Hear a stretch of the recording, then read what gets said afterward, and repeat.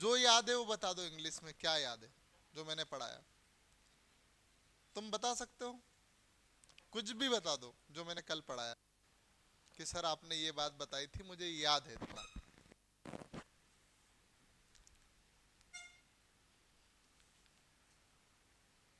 क्या करूं कटारे जी, आप बताओ इनके लिए। मैं कुछ भी पूछ रहा हूँ, मतलब जो याद है वो बता दो। मैंने जितना भी बताया ना, सब में की एक चीज बता दो। भैया कुछ बता सकते हो, ईमानदारी से बताओ, तो बता सकते हो तो मैं मौका दूं। नहीं याद है? चलो बैठ जाओ, बैठ जाओ। नहीं बता। अब खुद के लिए थोड़ी सी शर्म पैदा कर लेना ना, सर नहीं दिया। ठीक है, अब शर्म आना चालू कर देना चाहिए कि आप लोग खड़े हो गए, तो इतने लोग बैठे रहे और हम खड़े रहे, हम समझदार या फिर किस गिनती में आ रहे हैं ना। चलो, बहुत देर को छोड़ दिया मैंने कि क्लास नहीं आए थे, तो आज क्लास फोर्थ है टेंथ की, टेंथ की, ठीक है। लोग पढ़ रहे थे इंडेफिनेट का, क्या पढ़े थे? पास्ट इंडेफिनेट का। पास्ट इंडेफिनेट का आपका स्ट्रक्चर देखा था पॉजिटिव। आपने सुना होगा एक नकारात्मक वाक्य सुना होगा, एक सकारात्मक वाक्य होता है, एक इंटरोगेटिव यानी प्रश्नवाचक वाक्य, और नकारात्मक प्रश्नवाचक भी होता है। मतलब सकारात्मक वाक्य, नकारात्मक वाक्य और प्रश्नवाचक वाक्य, और नकारात्मक प्रश्नवाचक दोनों साथ में हो सकता है, ये सुना होगा हिंदी में।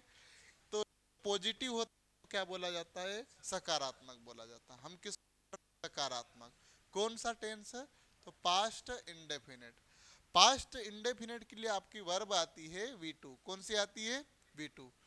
कोई सी भी वी टू आपकी यदि अकेली लिखी हुई है तो आपको आंख बंद करके लगाना है, क्या लगाना है? Past indefinite. समझ में आई बात है?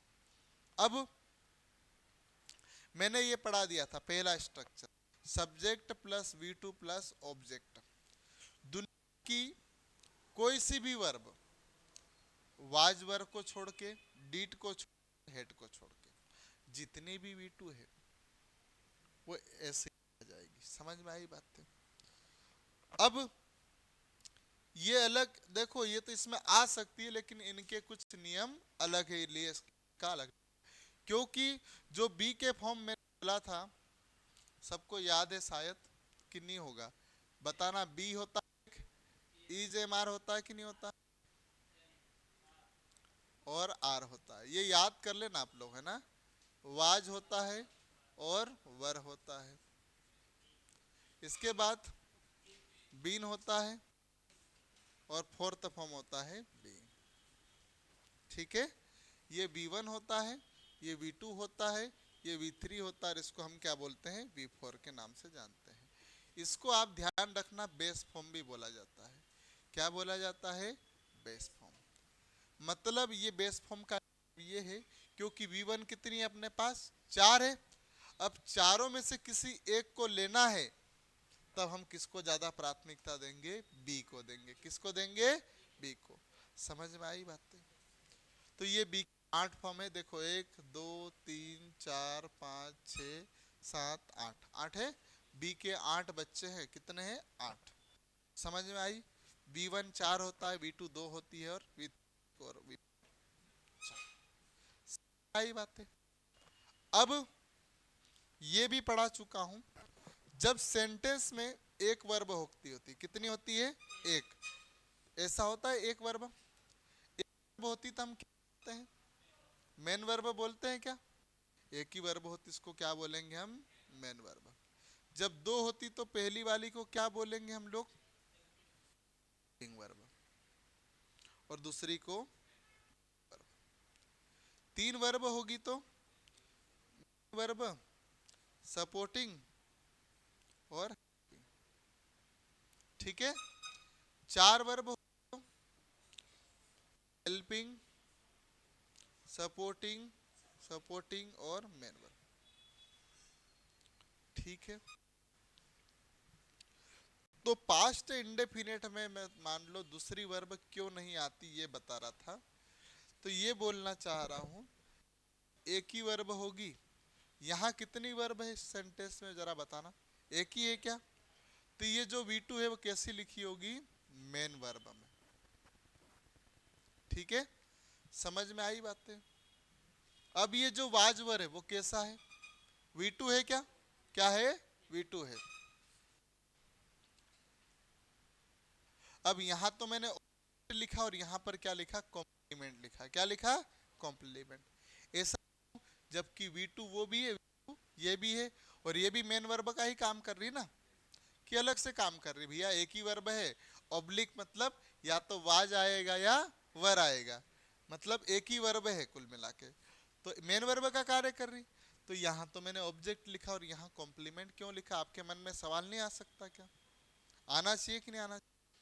तो इसलिए आना चाहिए क्योंकि किसी भी वाक्य में या किसी भी क्लोज में, या उपवाक्य बोलते हैं, क्लोज को क्या कहता है? उपवाक्य में, जब बी का कोई भी फॉर्म मेन वर्ब का कार्य करता है, किसका कार्य करता है? मेन वर्ब का, उसके बाद ऑब्जेक्ट ना आते हुए क्या बोला जाता है? उसको कॉम्प्लीमेंट बोला जाता है। समझ में आई बातें? इसलिए ऑब्जेक्ट के स्थान पर इसका नाम क्या रख दिया हमने? कॉम्प्लीमेंट।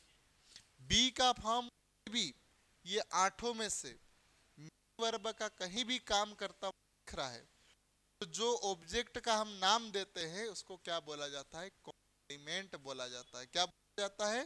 कॉम्प्लीमेंट। जब वर्ब पढ़ाऊंगा तो मैं एक एक पढ़ाऊंगा, लेकिन अभी आप केवल आप दिमाग में बिठा लो, बहुत चल जाएगा। समझ में आई बातें? तो अब एक वर्ब होने पर ये क्या है? सारी मेन वर्ब है। ठीक है, ये डिड भी कैसी है? V2 है क्या? क्योंकि डू, डिड, डन, डूइंग और डज, तो ये कौन सा है? V2 है।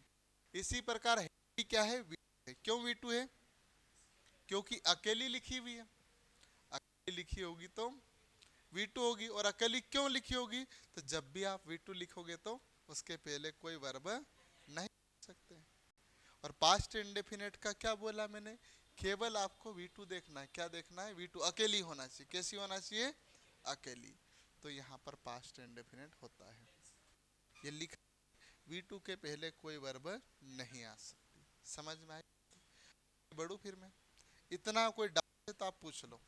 ये जो स्ट्रक्चर लिखा है इसमें कोई भी डाउट है छोटा सा भी तो पूछ लो। ये पॉजिटिव स्ट्रक्चर है। कैसा है? Positive structure. समझ में आई बातें? अब मैं क्या करूंगा, ये जो पहला एक नंबर दिया है, जो एक नंबर दिया है ना, इसको क्या बनाऊंगा? नेगेटिव बनाऊंगा। क्या बनाऊंगा? नेगेटिव। साथ में ये भी चल जाएंगे, डीड और हेड वाला, इसको एक अलग से पढ़ाऊंगा। समझ? मैं किसको उठा रहा हूं? इसको, इसको क्या बनाऊंगा? नेगेटिव, मतलब नोट जोड़ना चाहता हूं। क्या जोड़ना चाह रहा हूं? नोट जोड़ना चाह रहा हूं। तो अब नोट जोड़ने के लिए क्या करूंगा? पॉजिटिव में कोई दिक्कत है? हैं? जैसे उदाहरण भी बता देता, ये लिखा है, ये जो सारे उदाहरण लिखे ना, ये क्या है अपने पास? V2 है। क्या वर्ब पहचानो पहले तो, ये V2 है, ये भी V2 है, ये भी कैसी? V2 है, ये भी क्या है? V2 है, और ये भी क्या है?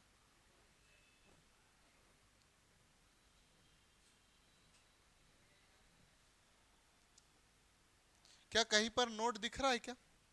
नोट कहीं लिखा है? नहीं लिखा ना। तो V2 दिख रही, एक ही वर्ब है।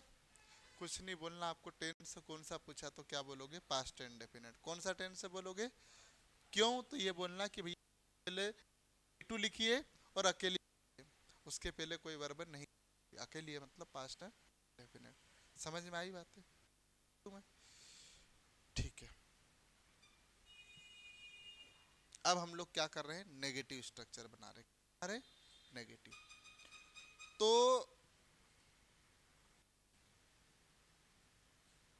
ये वाला, ये क्या है अपने पास? पॉजिटिव स्ट्रक्चर है क्या? पॉजिटिव है ना? ठीक है, अब इसको कैसा बनाना चाह रहे हैं? नेगेटिव। कैसा बनाना चाह रहे हैं? नेगेटिव। टेंस कौन सा है? पास्ट इंडेफिनिट है। कौन सा है? Past indefinite. इसको नेगेटिव बनाना चाह रहे हैं। चलो करे।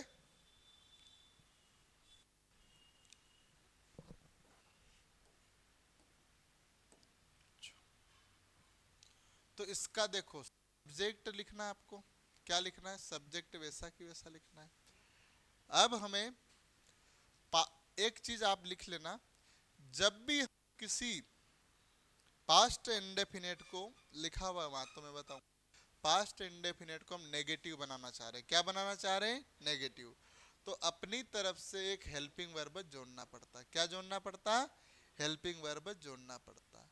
और पास्ट हेल्पिंग वर्ब का कार्य केवल और केवल कौन सी करती है, डीड करती, कौन करती है, डीड करती है। आपको पॉजिटिव स्ट्रक्चर लिखा हुआ है, इसमें क्या जोड़ना, नोट जोड़ना है, क्या जोड़ना पड़ेगा, नोट जोड़ना है। तो नोट जोड़ने के लिए उसके पहले एक हेल्प जोड़ना पड़ेगी। तो टेंस कौन सा अपने पास, पास्ट इंडेफिनेट, और पास्ट इंडेफिनेट की हेल्पिंग वर्ब कौन होती है, डीड होती, क्या होती है, डीड। तो सब्जेक्ट के बाद एक हेल्पिंग वर्ब जरूर लगेगा, क्या लगेगा, हेल्पिंग वर्ब लगेगा। इसके बाद आप नोट जोड़िए, क्या जोड़ोगे, नोट जोड़ेंगे। अब ये जो V2 है, हेल्पिंग के बाद कौन सी वर्ब आएगी, मेन वर्ब आएगी ना, समझ में आई। और इसके बाद आप लिखेंगे ऑब्जेक्ट, समझ में आया कि नहीं आया। तो मैंने क्या बोला, जब भी पास्ट इंडेफिनेट के किसी पॉजिटिव स्ट्रक्चर को आप नेगेटिव बनाना चाह रहे हो तो एक हेल्पिंग वर्ब जरूर आएगी, और वह हेल्पिंग वर्ब कौन होगी, डिड होगी, ठीक है। इसके बाद आप नोट लिखिए, और उसके बाद जो ये V2 है, V2 है, इसको यहाँ वर्ब लिखिए। V2 लिखेंगे कि वो किस रूप में आएगी वो बताऊंगा आपको, V2 लिखेंगे और इसके बाद ऑब्जेक्ट। अब मुझे जरा बताना, इसको मैं बनाने जाऊं मैं, तो सब्जेक्ट हेल्पिंग वर्ब क्या आएगी, डीड आ जाएगी। इसके बाद नोट जोड़ दूं, इसके बाद V2 लिख दूं, नहीं लिखना। इसके बाद ऑब्जेक्ट, वर्ब किस था, ये वाली वर्ब आएगी ना, यही तो मैंने बोला। क्यों V1 आएगी, हाँ। अब आपको देखो मैंने क्या बताया था कि V2 के पहले कोई वर्ब नहीं आ सकती। V2 ये लिखा और डीड अपने पास है कि नहीं है, एक वर्ब कैसे आ गई, नहीं आ सकती ना, क्या आ सकती है, नहीं आ सकती, क्या आ सकती बताना। अब मैं किसको काटू, V2 काट दूं का, फिर क्या लिखूंगा, क्यों। अब देखो ये तो फेल हो गए ना, ने जो मैंने बताया था कि V2 के पहले कोई वर्ब नहीं आएगी, यही बोला था मैंने। अब यहाँ तो अपने को मैंने बोल दिया और ये वाली वर्ब यहाँ आ जाएगी, यहाँ तो V2 आ रही है। तो इसके लिए हम डीड के पास जाएंगे, किसके पास जाएंगे, डीड के पास। डीड भाई साहब, अब आगे V2, अब हम यहाँ V2 तो खुद ही है, अब हमारा क्या होगा। तो डीड बोलता है कि चिंता मत करो, मेरे बाद तुम्हारा पहले वाला रूप यानी V1 लिख लो, चल जाएगा आपका, समझ में आई बात। तो ये जो V2 है, तो हमेशा ध्यान रखना, इसके बाद यहाँ क्या लिखेंगे हम, V1। बात समझ में आई कि नहीं आई है, V1 लिखेंगे। तो ध्यान रखना, डू के बाद यदि कोई वर्ब लिखना चाहते हो तो हमेशा V1 लिखोगे। डीड के बाद कोई वर्ब लिखना चाह रहे तो भी कैसे लिखोगे, समझ में आई बात है। यदि आप हैव के बाद वर्ब लिखना चाह रहे हो तो क्या लिखोगे जरा बताना, कल बताया था मैंने। हैव के बाद कोई भी वर्ब आएगी कैसे आएगी, वर्ब के फॉर्म में आएगी, था मैंने कल। क्या समझ में नहीं आ रहा, आ गया। चलो देखो मैं